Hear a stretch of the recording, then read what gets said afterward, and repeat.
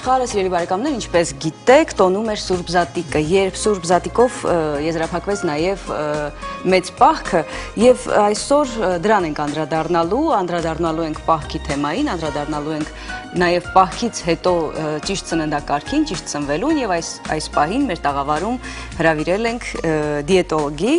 եւ մեր հյուրն է Ռուզաննա Մնացականյան, դիետոլոգ, Ռուսաստանի Դաշնության բնագիտական բժշկության գիտական միության անդամ։ Բարի լույս։ Բարի լույս։ Մենք շատ ուրախ ենք ձեզ մեր տաղավարում հյուրընկալելու, բնականաբար իբրև կանայք մենք շատ եւ շատ հարցեր ունենք ձեզ, որովհետեւ ճիշտ սննդակարգը մեր առօրյայում մի քիչ բավականին բարդ բան է, բայց պետք է հետևել այդ ամենին եւ ձեր խորհուրդները բնականաբար շատ կարեւոր կլինեին մեզ համար։ Շնորհակալություն։ Մեր կյանքում մի պահ է գալիս, երբ մենք ուզում ենք հասկանալ, թե ինչ է կատարվում մեզ հետ, ինչ է կատարվում մեր շուրջը, եւ դա հնարավորությունների, դա խնդիրների լուծման շրջանն է։ Հունական եկեղեցին անվանում է կայրոս, իսկ մենք անվանում ենք այն մեծ պահք։ Դա հենց մեծ պահքի շրջանն է, որը տևում է 6 գարնանային շաբաթ։ Իմ փորձից ելնելով ես ամեն տարի պահքի մեջ եմ եւ պետք է ասեմ իհարկե առաջի 2 շաբաթը շատ դժվար է, սակայն երրորդ շաբաթվանից զգացում է ինչ-որ թեթևություն ամեն ինչում եւ նույնիսկ փոխվում են կյանքի հանդեպ ունեցած հայացքները։ Այո, ուզում եմ նշեմ անպայման բժշկական տեսանկյունից պահքի նշանակությունը, քանի որ բոլորը գիտեն, որ պահքի ժամանակ չեն օգտագործում կենթանական ծագում ունեցող սննդամթերքներ։ Այդ այս պատճառով իհարկե նվազում է նաև ընդունված կալորիաների քանակությունը։ Դա իհարկե բարենպաստ ազդեցություն է թողնում ամբողջ օրգանիզմի վրա, քանի որ օրգանիզմը ազատվում է թունավոր նյութերից, նույնիսկ նկատվում է ուղեղի աշխատանքի ակտիվություն եւ անհատը դառնում է ավելի լրջախոհ։ Սակայն պետք է նշեմ, որ ոչ բոլորի մոտ է նկատվում այդպիսի դրական փոփոխություններ։ Ոմանք բացի քաղցից եւ դյուրագրգռվածությունից այլ զգացմունքներ չունեն։ Իմ կարծիքով դա հենց նրանից է, որ այդ մարդիկ չեն հասկանում, որ պահքի նպատակը դա հոգեվոր մաքրագործումն է եւ ոչ թե քաշը նվազեցնելու միջոց է։ Այսինքն պետք չէ շփոթել պահքը դիետայի հետ, դիետապահել։ Այո, հակառակ դեպքում մենք կկոչենք դա հենց դիետա, սննդակարգ դիետիկ եւ ոչ թե պահք։ Ну, բայց շատ-շատերի մոտ մոտեցումը հենց այդպիսին է, բայց դա ինձ թվում է դրական իր կողմն ունի, որովհետև տարին գոնե մեկ անգամ նրանք անդրադառնում են իրենց օրգանիզմին եւ փորձում մի փոքրիկ մաքրել այն, հա։ Միգուցե, սակայն քրիստոնեական ավանդույթների համաձայն ես կասեի, որ պահքը դա ոնց որ միջոց է, որպեսզի ազատվել ավելնորդից,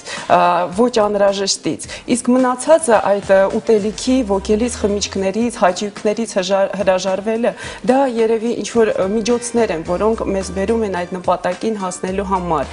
Եվ ես համոզված եմ, որ այն մարդիկ, ովքեր երևի իրենց կյանքում ընթացքում գոնե մեկ անգամ անցել են այդ ուղիով, միշտ կպահպանեն պահքը, քանի որ իրոք հավատացեք, պահքի ընթացքում ստացած այդ հավատքը օժտված է շատ մեծ ուժով։ Ըստ երևույթին դիետա պահելուց առաջ պետք է նաև, այսինքն նախապես պետք է հոգեպես տրամադրվել դրան եւ գիտակցաբար դրան մոտենալ, ել չեմ խոսում պահքի շրջանում, այսինքն եթե դու հոգեպես պատրաստ լինես պահքը պահելուն, ըստ երևույթին խնդիրներ եւ դյուրագրգռվածություն չի առաջանա մարդկանց։ Այո, դուք իրավացի եք։ Բայց պահքը ավարտվեց, կյանքը շարունակվում է եւ մարդիկ էլի խնդիր ունեն դիետայի։ Ինչ խորհուրդ կտաք դուք։ Զատիկի նախորդող շաբաթը ամբողջ մեծ պահքի ընթացքում համարվում է ամենադժվար շաբաթը եւ ես որպես բժիշկ դիետոլոգ իհարկե ուզում եմ խորհուրդ տալ, որ շատ զգուշորեն է պետք դուրս գալ պահքից, հատկապես այն մարդկանց, ովքեր վերջի շաբաթը նույնիսկ ծոմ են պահել։ Ես խորհուրդ եմ տալիս զատիկից հետո առաջի օրերին անպայման օգտագործել կաթնամթերք, ցանկալի կլինի հեղուկ վիճակում, այսինքն թան, մածուն կեֆիր, որպեսզի հեշտ մարսողություն ավելի լինի։ Երկրորդ, երրորդ օրերից կարելի է արդեն օգտագործել ձկնամթերք, քանի որ այնտեղ պարունակում են սպիտակուց, որոնք անհրաժեշտ են շատ մեր օրգանիզմին, եւ նաեւ շատ կարեւոր ճարպեր, որոնք կոչվում են օմեգա 3, որոնք նույնպես շատ կարեւոր են մեր առողջության համար։ Եթե չեմ սխալվում, օմեգա 3 հենց ձկան յուղն է եւ նաեւ կտավատի ձեթի մեջ է պարունակում։ Բայց փաստորեն ձուկը կարելի է ուտել երկրորդ, երրորդ օրերն։ Զատիկի օրը մենք պահպանում ենք, ուտում են։ Այո, միանգամից ուտում ենք, քանի որ զատիկին կան այդպիսի ավանդույթներ, բայց պետք է շատ չափավոր այդ ամեն ինչը անել, այո, ոչ միանգամից մի քանի ճաշատեսակներից օգտվել։ Իսկ առաջի օրերին արդեն զատիկից հետո նորից մենք վերադառնում ենք եւ հետեւում ենք, թե ինչպես ենք մենք սնվում։ Այդ իսկ պատճառով անպայման օգտագործում ենք, սկսում ենք կաթնամթերքներից։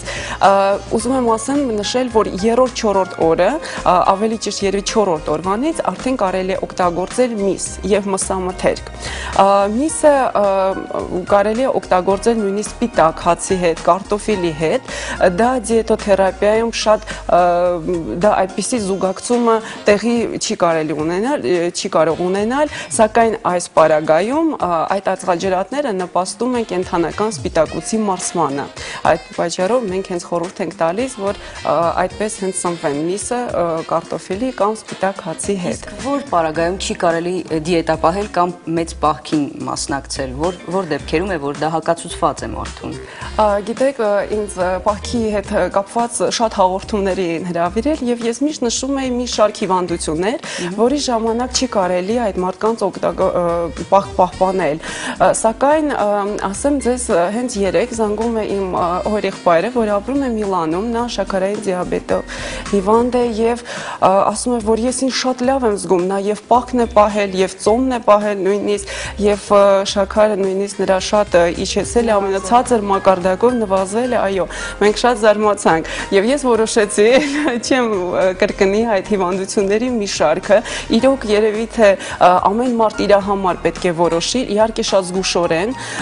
եւ բժիշկների խորհուրդը նկատի ունենալով ամեն հիվանդության ժամանակ, օրինակ երիկամային, ասենք հիվանդների, նրանց նաեւ դա շատ օգտակար է, քանի որ սպիտակուց մենք չենք օգտագործում, իսկ շաքարային դիաբետը իհարկե իրան կարող են պահքի մեջ լինել, սակայն նվազեցնելով քաղցրավենիքի օգտագործումը։ Իսկ հղիները կարող են հղիները չեն կարող եւ փոքր երեխաները նույնպես եւ կերակրող մայրիկները նույնպես չեմ խորհուրդ տա։ Այսինքն ծննդաբերությունից հետո նույնպես չի կարելի։ Ոչ, նույնիսկ մենք որպես բժիշկ դիետոլոգներ չենք խորհուրդ տալիս միանգամից ուզում են միանգամից նիհարել, չէ, այդ հղի կանայք, որոնք հղիության ընթացքում ավելացրել են քաշը, մենք խորհուրդ չենք տալիս։ Պետք է 1 տարի անցնի ծննդաբերությունից հետո, որ նոր արդեն վերադառնալ հին քաշին։ Ես ուզում եմ ձեզ հարցնել, վերջացավ պահքը արդեն, վերջ, բայց գալիս է ամառը եւ ամենասիրված ուտեստը հայերի ինչն է, հաց, կարագ, պանիր, կանաչի։ Շատ-շատերը ասում են, որ այդ համադրությունը չի կարելի, ընդունելի չի, կարագը պանիրի հետ, հացի հետ, նաեւ կանաչի հետ, բայց ինչ անենք, որ սիրում ենք այդ ամենը։ Իհարկե պետք է օգտագործել, չնայած որ օրինակ մեծ պահքի ժամանակ մենք օգտագործել ենք մեծ քանակով մրգեր եւ բանջարեղեն, սակայն պահքից հետո նույնպես անհրաժեշտ է օգտագործել մեծ քանակով եւ միրգ եւ բանջարեղեն, որովհետեւ այնտեղ պարունակվում են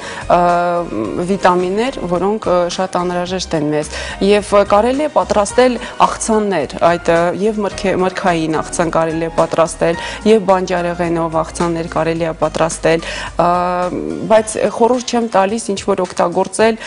ճարպով հագեցած ճաշատեսակներ, այլ ինչպես դուք նշեցիք, հացը լավաշով, հա, կարելի է օրինակ հացը կանաչիով կարելի է օգտագործել, մեր սիրված լավաշը կարելի է կանաչիով օգտագործել, իսկ կարագի քանակը ավելի նվազեցնել, այո։ Շատ բարի, շատ հետաքրքիր է։ Շատ սպառիչ պատասխաններ էին, ինձ թվում է մենք պետք է ձեզ հրավիրեինք նախքան պահել, որպեսզի բոլորս իմանայինք, ավելի տեղյակ լինեինք։ Մենք ձեզ ինձ թվում է շատ հաճախ կտեսնենք մեր տաղավարում, որովհետև հարցերը շատ են լինում, ինչպես նիհարները գերանան, ինչպես անել, որպեսզի գերերը կարողանան նիհարեն։ Շատ շնորհակալություն, մենք ձեզ հաջողություն ենք մաղթում, ամենալավն ու բարին ձեզ։ Հուսանք, որ ձեր խորհուրդները իսկապես կօգնեն շատ եւ շատ հեռուստադիտողների մեր։ Իսկ մենք ասում ենք ձեզ ցտեսություն եւ ամենալավն ու բարին։ Ուրախ տրամադրություն ձեզ, լավ օր սկսեք եւ ամեն ինչ դեռ առջևում է։